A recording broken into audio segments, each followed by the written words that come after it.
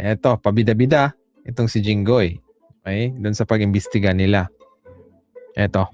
Yes. House of Representatives. Yes. Pero right now, you were saying na hindi mo ako kilala, hindi po. ka nagpunta sa aking Hindi tanggapan. rin Correct? po. Yes, Your Honor. So lumalabas talaga na wala akong kinalaman kung ano man ang transaksyon ninyo ni Bryce Hernandez. Am I correct? Yes, Your Honor. There, 1 second. 1 second. With the permission of Senator Estrada. Yes, please. So hindi mo kilala si Senator Jinggoy at hindi ka nagdala ng pera sa kanya.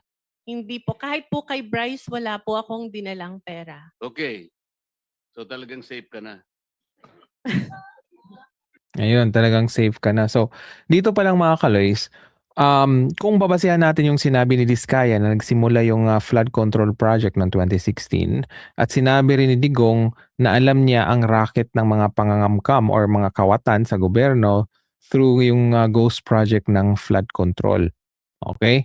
So, dito pa lang mga kaloys, may alam siguro itong si Marcoleta tungkol dun sa maleta.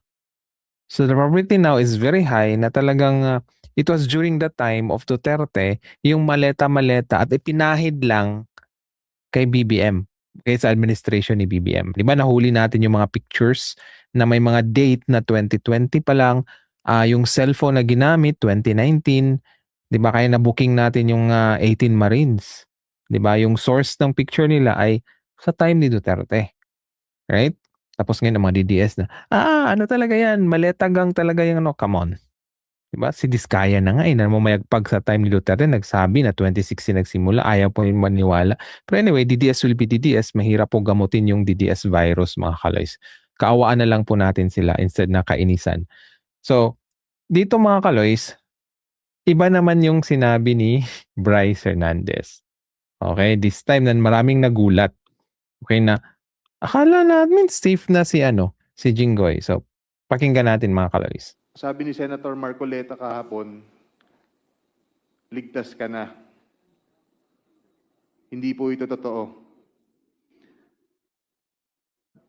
So, ibig sabihin sinungaling si Marcoleta. Di ba?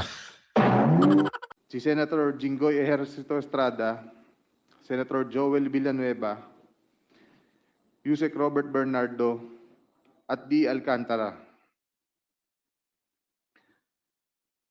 Si Senator Jinggoy po ay nagbaba ng 355 million ngayong 2025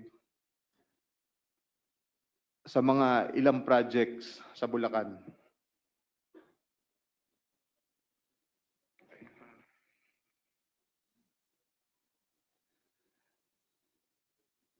At ang sabi po ng boss ko dito ay 30% ang commitment dito. Ang mga projects po na to ay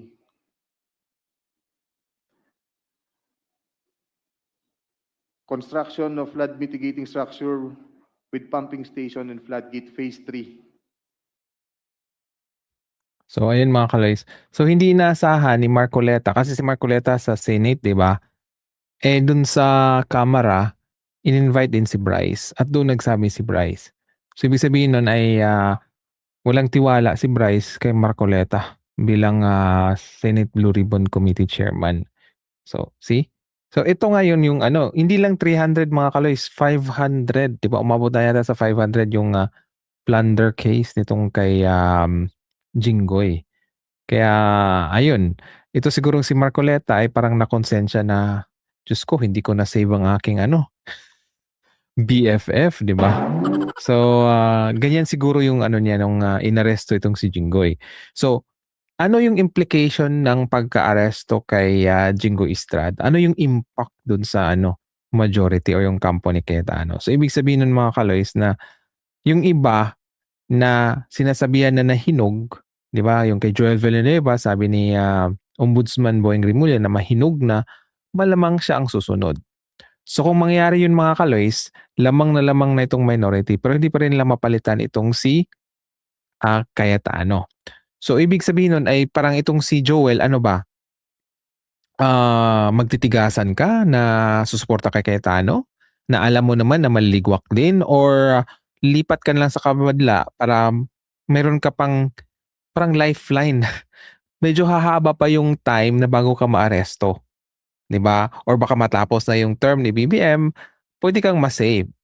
Pero kung magmamatigasan ka talaga na alam mo na mismo na ikaw ang susunod kasi hinog ka na, malamang kulungan ang ano mo talaga, 'di ba? So ito rin si Marcoleta ay I don't know, siguro takot siguro siya talaga sa kaniyang boss kung sino man nasa likod sa kanya, sa kanyang pagkapanalo. Kaya siguro todo siya pero what if nga biglang mag-shortcut at siya yung susunod kay Jinggoy, 'di ba? So yung iba diyan mga kaloys na like Loren Ligarda, manginginig na rin 'yan kasi baka may lalabas na baho sa kanya kaya yun na nga, 'di ba? There's no permanent friends or enemies, only permanent interest. So the probability is very high now na nape-pressure itong kampo ni Cayetano, okay? Na yung iba ay lilipat, 'di ba? Parang ano sila, parang bumili sila ng oras para ma-save yung sarili nila. Parang gano'n ang mangyayari mga kaloys. At gano'n din dapat ang gagawin nila kung gusto nila maglaro, okay, sa politika.